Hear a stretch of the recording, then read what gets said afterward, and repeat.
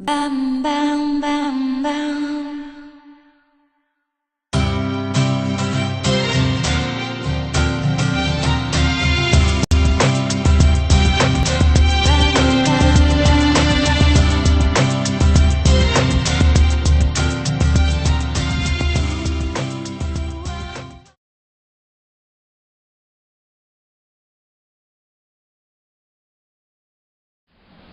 Hi, we just got an email from Joey, age 12, and his sister, Maria, age 9.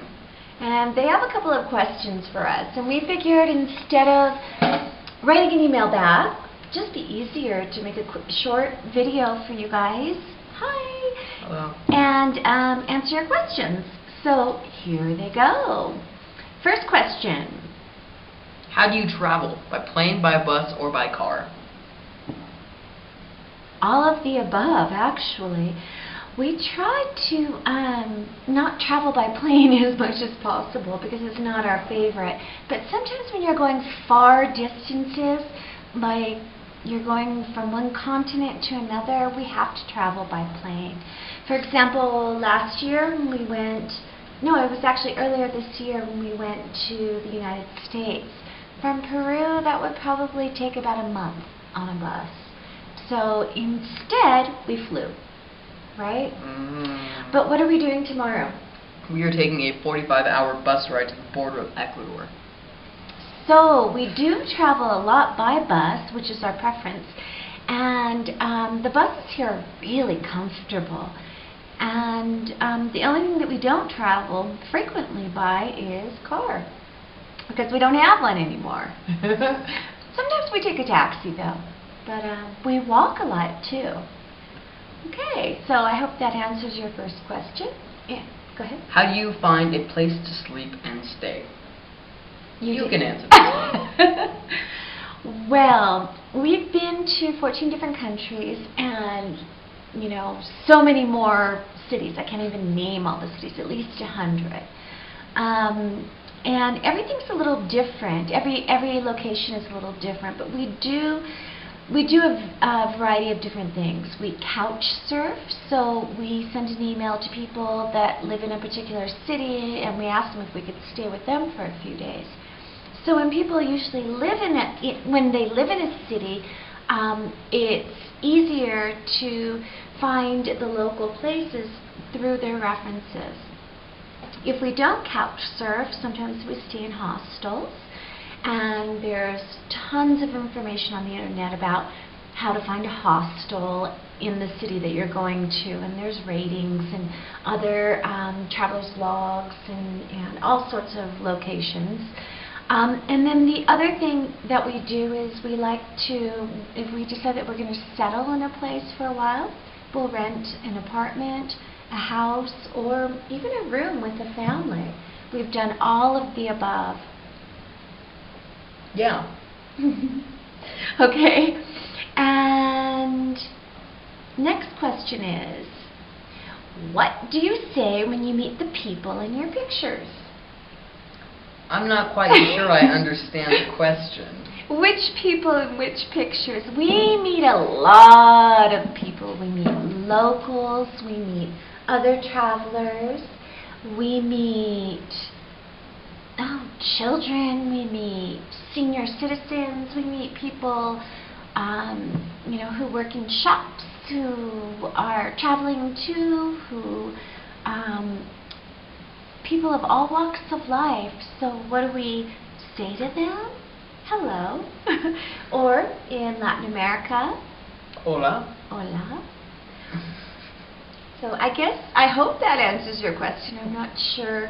We're not sure exactly what you meant by that, but I hope that answers your question. Next question.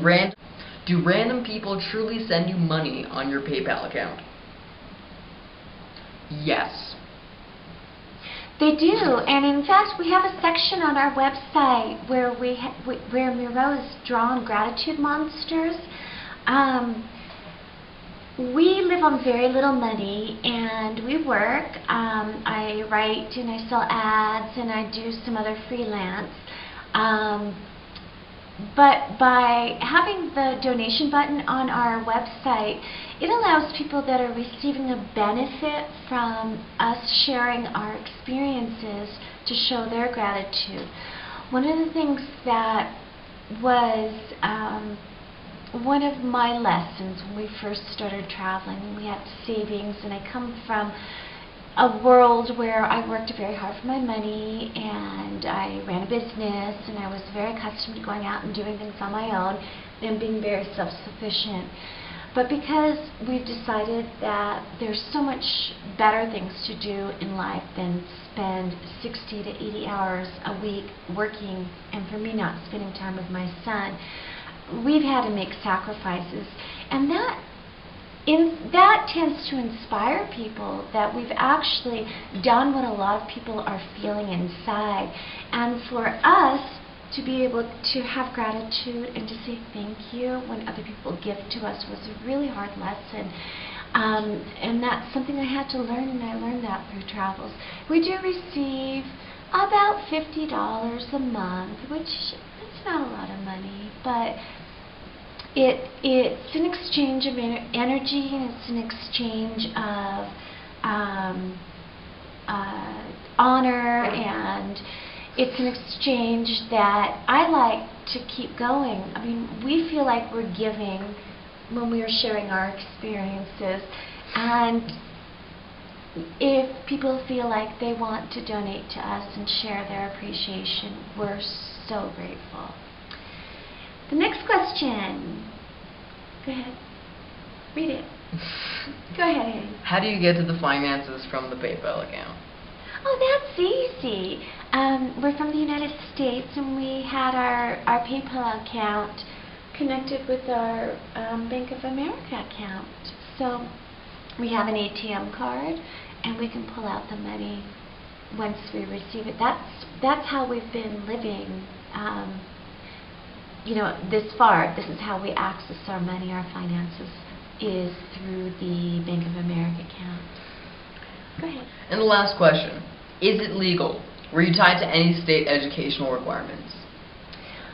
No. California is pretty lenient, although there are some requirements. If Miro was intending on going to school, they're re-entering the school district, we would have had to meet some homeschool requirements. But we haven't been a legal resident of the United States. We're going on our 5th year. So we're non-resident status, therefore we don't have to abide by any educational demands or requirements. Is it legal? Well, absolutely. We have the right as United States citizens to travel, as you do. And we are realizing that that's a right that not everybody in the world has. And we're absolutely 100% grateful for that. And that has allowed us to make the choices that we've made for our lives. So, Joey and Maria, thank you so much for sending in your questions, and we really appreciate that you read our blog. And if you ever have any questions in the future, please feel free to send them. Yeah, anything you want to say? Say something. You covered it nicely. You say something. Say something. I don't know what to say. Say something. Come on. Say something to Joey and to... Thanks for the questions.